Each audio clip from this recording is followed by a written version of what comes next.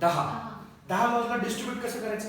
पहिले 4 लॉज एका साइडला म्हणा, कुठल्या बाळांनो? कम्युटेटिव्ह, असोसिएटिव्ह, डिस्ट्रीब्युटिव्ह आणि ऍब्सॉर्प्शन. हे 4 एकत्र आहेत. ओके, हे 4 एकत्र आहेत आणि हे 3 एकत्र आहेत. हे 3 कुठले? Idempotent, complement, identity. परत एकदा, idempotent, complement, identity. De Morgan's law एकदम वेगळा आहे. डी मॉर्गन्स लॉ कधी लावायचा? ब्रॅकेटच्या बाहेर काय असेल बघा, निगेशन. स्टेटमेंट काही पण असू दे. आणि दुसरा, हे 2 लॉज आहेत ना, हे कधी वापरायचे? बहुत सिंपल. इथे काय? एरो. एक एरो असेल तर काय? कंडिशन. डबल एरो असेल तर काय? Bi condition. परत एकदा सांगतो, टोटल किती लॉज आहेत? 10. 10 मधले 4, 3, 1, 2 असं कॅटेगरायझेशन करायचं. आता लक्षात द्या, commutative law, idempotent law, De Morgan's law, conditional law, biconditional law. इथं काय आहे? P Q R.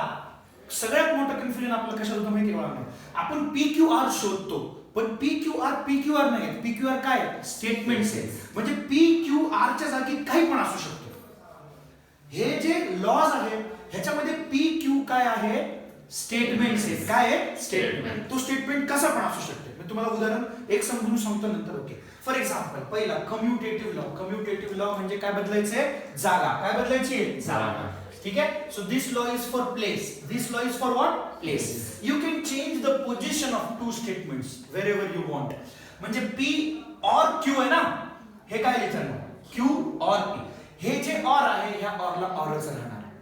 आता मी तुम्हाला समजून सांगतो कशा पद्धतीने. इकडे बघा मानता, पी अँड क्यू एक स्टेटमेंट माना.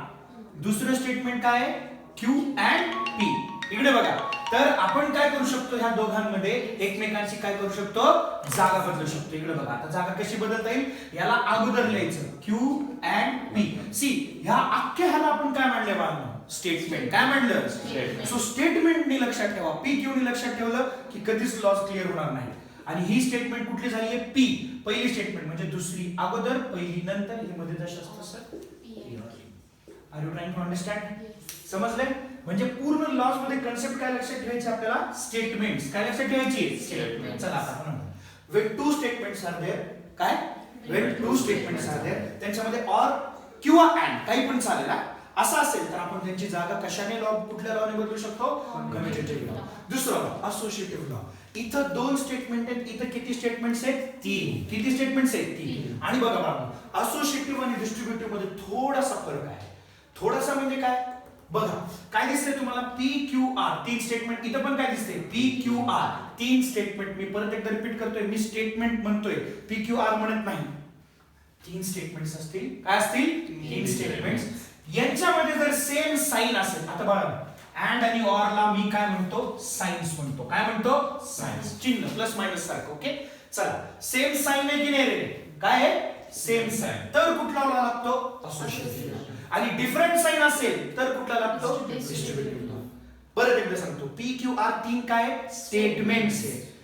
अँड आणि ऑर काय? साइन्स आहे. मग आपण कसं लक्षात ठेवायचं? इकडे बघा, when 3 statements are there with same sign, कुठला लॉ आहे? असोसिएटिव्ह. आणि 3 statements with different sign. So इथं काय लक्षात ठेवायचं?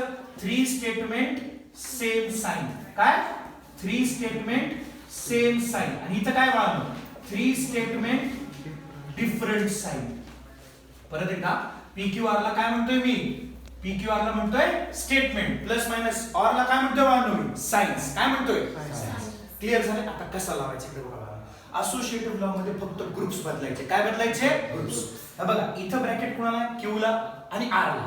तर हे ब्रॅकेट इकडे चेंज करून कुणाला द्यायचं? देऊ शकतो आपण पी ला आणि क्यू ला. साइन्स बदललात का? पण याच्यामध्ये मात्र तुम्हाला काय दिसते इकडे बघा. डिस्ट्रीब्युटिव्ह लॉ मध्ये काय? मल्टिप्लाय होतं. काय होतं? Pay attention. पी क्यू आहे. पी क्यू कुणाला मल्टिप्लाय आहे? सॉरी, पी कुणाला मल्टिप्लाय? क्यू आणि आर. परत एकदा, पी कुणाला मल्टिप्लाय? क्यू आणि आर. मग बघा, P is multiply to Q, P is multiply to R. Separate multiply केलं. परत एकदा, पी कुणा दोघांना मल्टिप्लायड आहे? क्यू ला आणि आर. पी कुणाला मल्टिप्लायड आहे? क्यू ला आणि आर. मग काय केलं आपण बघा, P multiply to Q, P multiply to R. फक्त काय करायचं का बघा, ही जी साइन आहे ही रिपीटेड साइन आहे. काय आहे? सो इथं होईल पी अँड क्यू आणि इकडे काय होईल? P and R. परत इकडे काय होईल?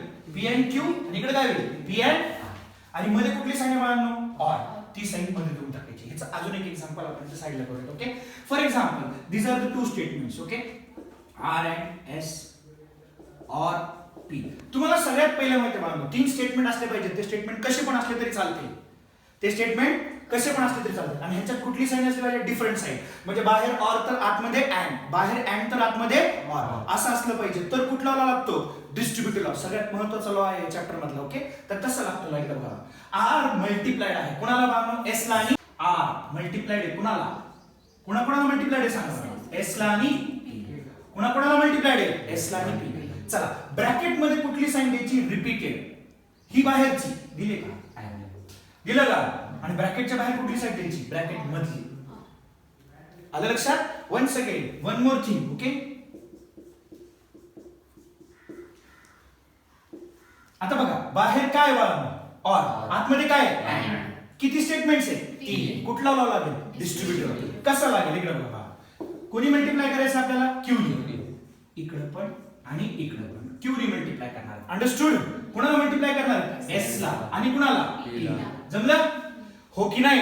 आता इथं बाहेरची जी साईन आहे ती इथं ब्रॅकेट मध्ये द्यायची दिली आणि आतमधली साईन आहे ती कुठे द्यायची.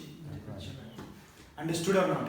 दिस इज विच लॉ डिस्ट्रीब्युटिव्ह. आता बघा बघा डिस्ट्रीब्युटिव्ह लॉ ओळखायचा कसा लागलेला असतो आपल्याला या चॅप्टर मध्ये. काय 2 पद्धती एलएचएस पण आणि आरएचएस पण. आता कसं ओळखायचं जेव्हा 2 ब्रॅकेट्स असतील दोन्ही ब्रॅकेट्स मध्ये सेम साइन असतील आणि ब्रॅकेटच्या बाहेर डिफरंट साइन. परत एकदा काय म्हणलं मी जेव्हा 2 ब्रॅकेट्स असतील दोन्ही ब्रॅकेट्स मध्ये सेम साइन असतील आणि ब्रॅकेटच्या बाहेर डिफरंट. तर ही पहिली हिंट आहे. आणि दुसरी हिंट काय बाळगलो त्या ब्रॅकेट मध्ये एक कुठला तरी स्टेटमेंट रिपीटेड असतो कॉमन असतो. म्हणजे ह्याच्यात कोण आहे बाळगलो क्यू तर ह्याच्यात कोण आहे क्यू.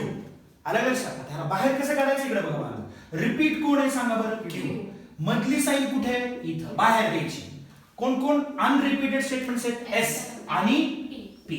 अनरिपीटेड कोण स्टेटमेंट्स आहेत एस आणि पी आणि ही मधली साइन इथं मध्ये लिहून टाकायची. अंडरस्टूड.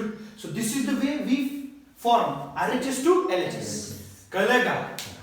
हा झाला कुठला लॉ डिस्ट्रीब्युटिव्ह आणि ऍब्सॉर्प्शन मध्ये सेम आहे. फक्त फरक काय इथे किती स्टेटमेंट्स आहेत 2 स्टेटमेंट्स. किती स्टेटमेंट्स आहेत in which one statement is repeated. एक स्टेटमेंट काय बाळांनो एक स्टेटमेंट काय आहे कसं आहे इकडे बघा पी बघ सेम डिफरंट साइन दिसला का डिफरंट साइन दिसला का.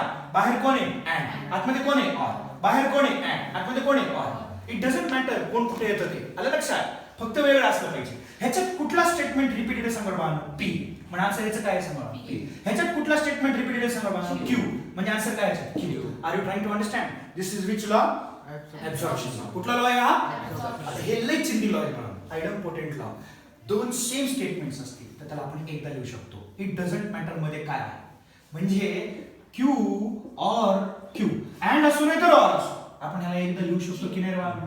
सो दोघांच्या ऐवजी एक म्हणजे कुठला लॉ आयडमपोटेंट लॉ. दोघांच्या ऐवजी एक म्हणजे कुठला लॉ. आता हे 2 लॉ सोबत चालतात. परत एकदा सांगतो मी काय सांगतो बघा काय. कॉम्प्लिमेंट लॉ जिथे लागतो त्याच्यानंतर लगेच कुठला लॉ लागतो आयडेंटिटी लॉ. कारण कॉम्प्लिमेंट लॉ मध्ये आन्सर जे येतं ते फॉल्स आणि ट्रू येतं. परत एकदा काय म्हणलं मी कॉम्प्लिमेंट लॉ मध्ये आन्सर काय येतं फॉल्स आणि ट्रू. आणि आयडेंटिटी लॉ मध्ये क्वेश्चन मध्ये काय असायला पाहिजे फॉल्स नाही तर ट्रू. परत एकदा आयडेंटिटी लॉ मध्ये क्वेश्चन मध्ये काय असायला पाहिजे फॉल्स नाही तर ट्रू.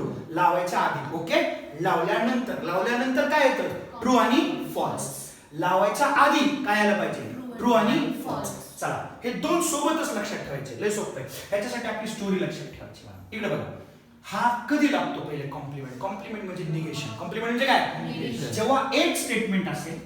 चला हे एक स्टेटमेंट म्हणलंय मी आणि दुसऱ्या स्टेटमेंट त्याचा अपोजिट आहे. सेम असलं पाहिजे बरं का.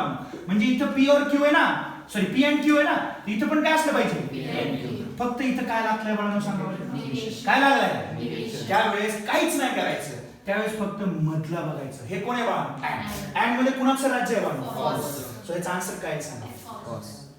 आणि इथं जर समजा काय असलं असतं बाळांनो ऑर मध्ये कुणाचं राज्य आहे ट्रूचं. मग आन्सर काय लिहायचं T. Are you trying to understand. आता बघा it doesn't matter what happens. Okay it doesn't matter what happens. One more example आपण इथे ट्राय करूया.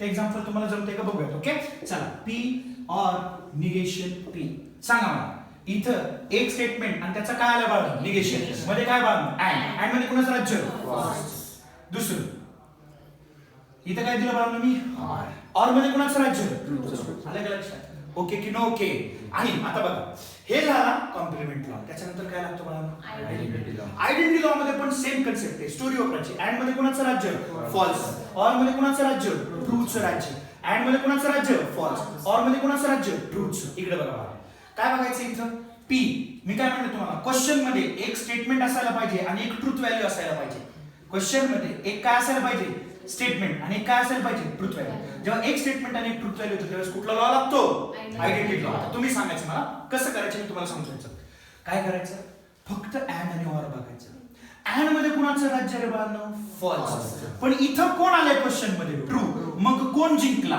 पी जिंकला कोण जिंकला पी असं करायचं सगळ्यांसोबत ओके कसं परत एकदा सांगतो हे बघायचं अँड मध्ये कुणाचं राज्य रे बाळांनो फॉल्स इथं कोण आले पण ट्रू मग कोण जिंकला पी जर इथं फॉल्स आला असतं तर कोण जिंकला असता बाळांनो फॉल्स मग आपण इथं काय दिलं पी आता इथं सांगा मला ऑर मध्ये कुणाचं राज्य ट्रूचं राज्य ट्रू आलाय की नाही इथं मग कोण जिंकला पी समजलं परत एकदा ऑर मध्ये कुणाचं राज्य रे बाळांनो ट्रूचं राज्य पण इथं कोण आहे फॉल्स मग काय पी अँड मध्ये कुणाचं राज्य आहे फॉल्स इथं कोण आहे फॉल्स मग कोण जिंकला false are you trying to understand This is the most easiest law identity and most used law. Okay? Identity नंतर आता येऊया डी मॉर्गन्स लय सोपा आहे बाळांनो ब्रॅकेटच्या बाहेर जर निगेशन असेल आणि ब्रॅकेट मध्ये किती स्टेटमेंट्स असतील दोन आता हे बघा समजून घ्या बाळांनो आता हे दोन्ही स्टेटमेंट्स कसे बाळांनो वेगवेगळे की नाही रे मग बाहेर काय लागले बाळा तर काय करायचं माहिती का दोघांना सेपरेट निगेशन लावायचं बघा पी ला निगेशन लावलं तर निगेशन पी झालं निगेशन क्यू ला निगेशन लावलं तर काय होईल निगेशन ऑफ निगेशन लावलं आणि फक्त इथली साइन काय करायची आता चेंज करायची काय करायची समजले का रे बाळांनो हा कुठला लॉ आहे सांगा बरं look negation of P and Q तर काय बघा निगेशन पी निगेशन क्यू वेगवेगळं आलं का इथं कोण आहे अँड साइन चेंज काय होईल इथं कोण आहे ऑर साइन चेंज काय होईल and are you trying to understand हा कुठला लॉ आहे डी मॉर्गन आता खूप केसेस मध्ये डी मॉर्गन्स लॉ ऑलरेडी लागलेला असतो तो कसा ओळखायचा दोन ब्रॅकेट असतात किती असतात आणि दोन्ही ब्रॅकेट मध्ये काय असतं बाळांनो निगेशन असतं काय असतं मग आपण काय करतो तर निगेशन कॉमन काढतो काय करतो लय सोपं कॉमन काढायचा विषय क्लिअर करून टाकायचा हा कुठला लॉ झालाय सांगा डी मॉर्गन आता इथे एक कंडिशनला माझ्या मागे एक शब्द रिपीट करा ओके अगोदर खोटं म्हणा अगोदर खोटं आणि सॉरी किंवा परत एकदा अगोदर खोटं किंवा नंतर खरं अगोदर खोटं म्हणजे काय पहिलं स्टेटमेंट काय करायचं खोटं म्हणजे काय बाळांनो निगेशन किंवा म्हणजे काय इंग्लिश मध्ये ऑर सो इथे काय टाकायचं नंतर खरं म्हणजे काय जशाच तसं स्टेटमेंट त्याचं पॉझिटिव्ह क्लिअर झालंय का चला वाक्य काय लक्षात ठेवायचं अगोदर